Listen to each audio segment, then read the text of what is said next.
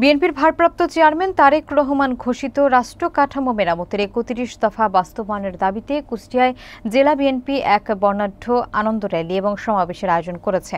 রবিবার দুপুরে পৌরসভা চত্বর থেকে র্যালিটি বের হয়ে শহরের প্রধান সড়ক প্রদক্ষিণ শেষে পুনরায় সেখানে সমাবেশে মিলিত হয়। বিস্তারিত দেখুন মোহাম্মদ মঞ্জুরুল ইসলামের প্রতিবেদনে।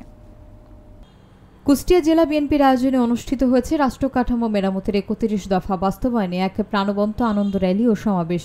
রবিবার দুপুরে পৌরসভা চত্বর থেকে শুরু হওয়া র্যালিটি শহরের প্রধান সড়ক প্রদক্ষিণ করে পুনরায় একই স্থানে সমাবেশে রূপ নেয়।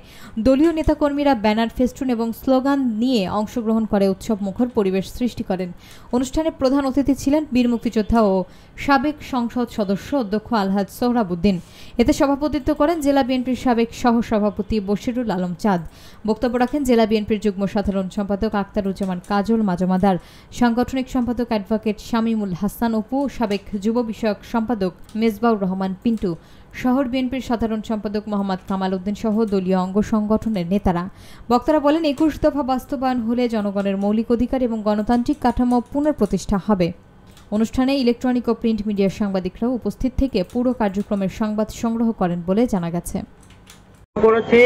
ভোটের অধিকার ফিরে পাওয়ার জন্য সেই ভোট নিয়ে আবার ষড়যন্ত্র শুরু হয়ে গেছে। আমরা সবাই ঐক্যবদ্ধ হব এবং এর প্রতিবাদ করব। আমরা শহীদ প্রেসিডেন্ট জিয়াউর রহমানের সৈনিক, আমরা তারেক রহমানের সৈনিক, আমরা খালেদা জিয়ার সৈনিক, আর কুষ্টিয়াতে আমরা অধ্যক্ষ আলহাজ সোহরাবুদ্দিনের সৈনিক। ৩১ দফার লিফলেট বিতরণ করা হবে জননেতা তারেক রহমানের। আমরা অধ্যক্ষ সোহরাবুদ্দিনের নেতৃত্বে সেই লিফলেট বিতরণ করব। আপনারা সবাই প্রস্তুত আছেন? আচ্ছা শোনেন, আগামী নির্বাচনে বাংলাদেশের জনগণ কাকে ভোট দেবে? বিএনপিকে ভোট দেবে, খালেদা জিয়াকে ভোট দেবে, তারুণ্যের অহংকার তারেক রহমানকে ভোট দেবে, তাই তো? কিন্তু বাংলাদেশে একটি নোংরা রাজনীতি শুরু হয়েছে, যাতে ফেব্রুয়ারি মাসে নির্বাচন না হয় সেই ষড়যন্ত্র কিন্তু চলছে। প্রিয় বন্ধুরা আমার, বিএনপি জানে সেই ষড়যন্ত্রের বিষ দাঁত কিভাবে উপরে ফেলতে হয়। বিএনপি জানে, বিএনপি হাসিনাকে উৎখাত করেছে, প্রয়োজন হলে সকল ষড়যন্ত্র রুখে দেবে বিএনপি। আজকে জামাত ইসলাম সম্পর্কে কিছু কথা বলতে চাই। দেশে যদি নির্বাচন নিয়ে কোনো ষড়যন্ত্র হয়, ফেব্রুয়ারি মাসে যদি কোনো নির্বাচন না হয়, তাহলে সমস্ত দায় দায়িত্ব জামাত ইসলামকে নিতে হবে। প্রিয় বন্ধুরা,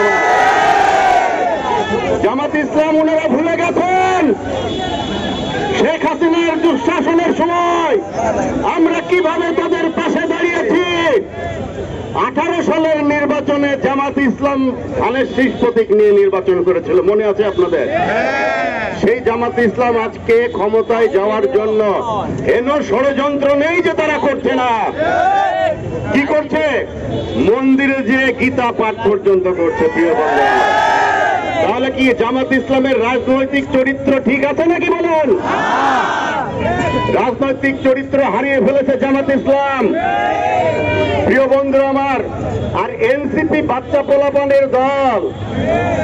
আমরা সবাই গণ অভ্যুত্থানের শক্তি, আমরা সবাইকে সম্মান জানাই, মর্যাদা দিই।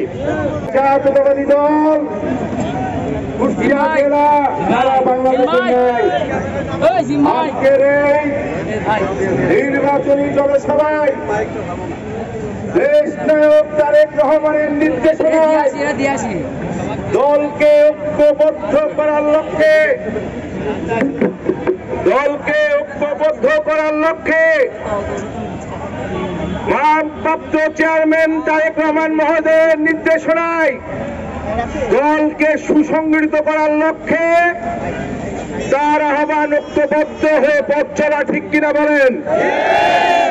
ধানের শীষের পক্ষে একসাথে কাজ করতে হবে কিনা বলেন? আমরা কি তারেক রহমানের দল করি কিনা বলেন?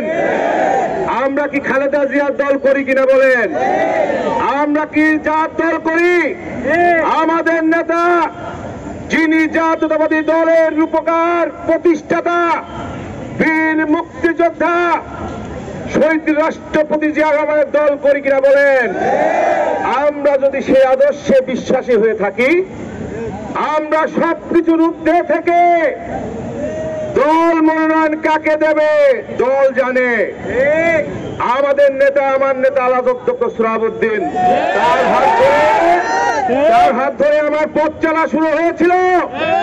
তার নেতৃত্বে আমি ভাইস চেয়ারম্যান মনোনয়ন পেয়েছিলাম। এই সদর উপজেলা পৌরসভার মানুষ আমাকে ভোট দিয়ে জয়যুক্ত করেছিল। আমি এর ঋণ শোধ করতে পারবো না। একটি কথা বলতে চাই, কুষ্টিয়া জেলাতে আমরা ঐক্যবদ্ধ আছি, আর ঐক্যবদ্ধ আমাদেরকে হতে হবে।